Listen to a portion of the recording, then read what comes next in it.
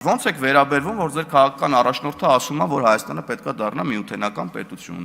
Դուք այդ հարցին էլ չպատասխանեցիք, հիմա վերջը միութենական պետության կողմնակից եք, թե թրքահապատակ շանորդի։ Այդ հարցին էլ որևէ մեկը չի պատասխանել։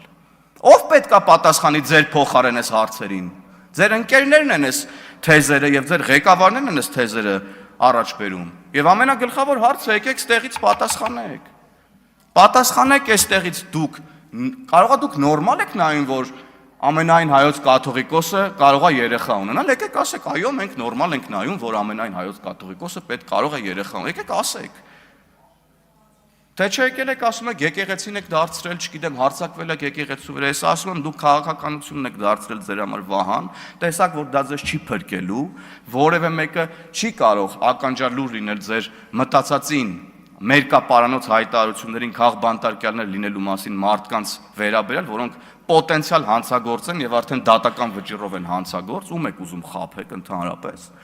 Հիմա էլ եկեղեցին եք ասում եմ սարքել ձեր համար պաշտպանության միջոց։